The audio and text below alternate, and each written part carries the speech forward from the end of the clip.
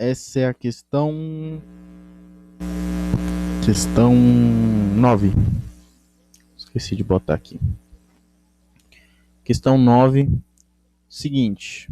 Ele quer que a gente mostre que o seno é uma função contínua para qualquer valor. Como que geralmente a gente faz isso? Normalmente a gente faz assim, ó. Limite quando x tende a x0 de, por exemplo, aqui seria seno de x0, não, seno de x,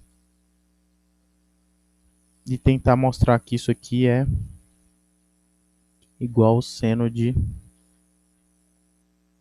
x0. Aqui é um x. Tá, mas ao invés de trabalhar assim, a gente pode trabalhar de outra forma. A gente pode chamar x menos x0 de alguma letra. Ou x0 menos x. E aí a gente consegue deixar isso assim, ó. Limite quando x menos x0 vai para 0 de seno de x. Aqui eu vou fazer assim. Seno de x menos x0 mais x0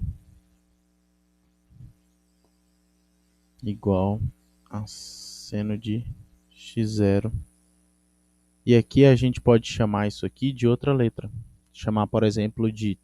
Aqui ele escolheu θ, né?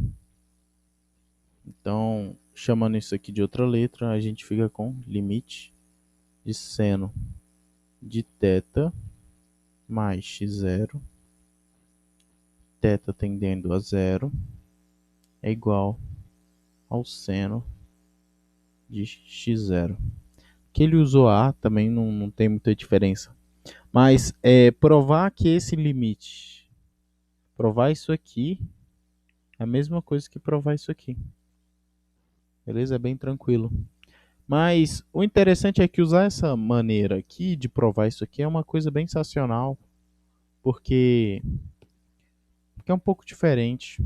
Normalmente a gente tenta mostrar isso aqui, mas assim fica mais interessante. Então vamos mostrar aí como é que se faz o negócio.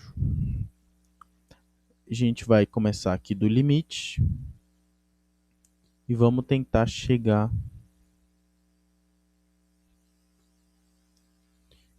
em alguma conclusão a partir desse limite aqui. Lembrando que aqui o θ está se aproximando de zero, tá bom?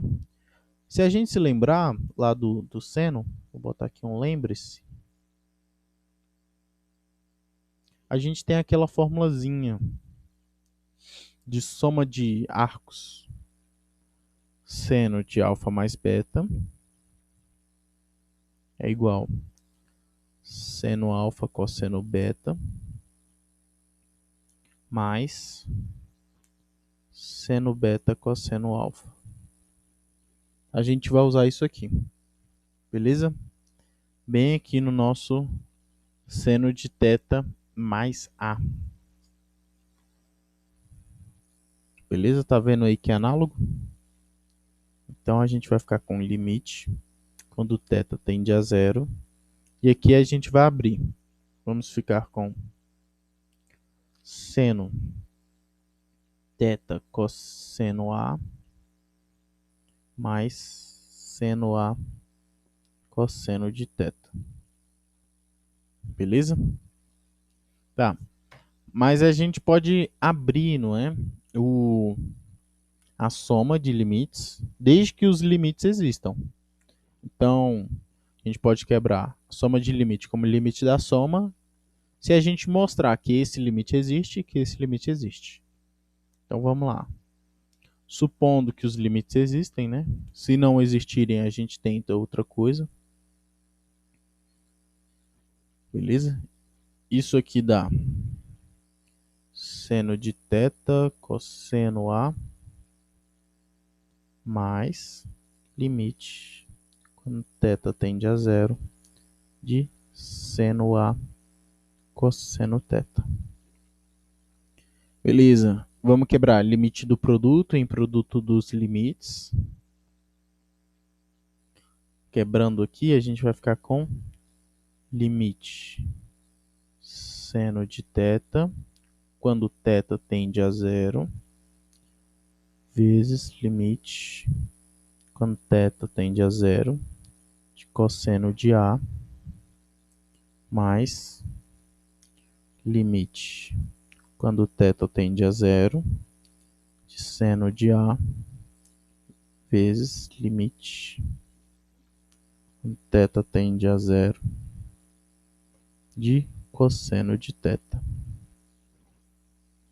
Tá, agora vamos olhar cada um dos limites. Esse limite aqui, a gente mostrou ele há um tempo atrás, mostrou que quando θ tende a zero, o seno de θ tende a zero. Então esse limite existe e ele é zero. Esse limite aqui, como o A não depende do θ, então esse limite aqui é cosseno de A. Esse limite aqui, como o A não depende de θ, é seno de A. Seno de A. E esse aqui, como a gente viu, ele é 1, né? Vou botar um mais e um vezes aqui. Então, 0 vezes cosseno dá 0. E 1 vezes seno dá seno. Então, esse limite todo aqui, vou botar aqui para cá, é igual a seno de A. Como a gente queria mostrar, né? E aí, como o limite, quando o valor se aproxima do A é igual ao próprio valor no ponto, essa função é contínua para todo A. Todo A, ela é contínua, o seno, né? Tá, mas só lembrando aqui que a gente só pode quebrar, essa nossa solução só está certa porque aqui, isso aqui tem um limite, isso aqui tem um limite, isso aqui tem um limite, isso aqui tem um limite. Como esses dois limites existem, esse limite aqui de cima existe. Como esses dois existem, esse existe. Como esses dois existem, esse existe. Beleza? A gente só pode quebrar se a gente garantir no final que cada limite tem o seu... cada limite existe, né? Beleza? Então, se cada limite existe, a gente consegue encontrar o valor.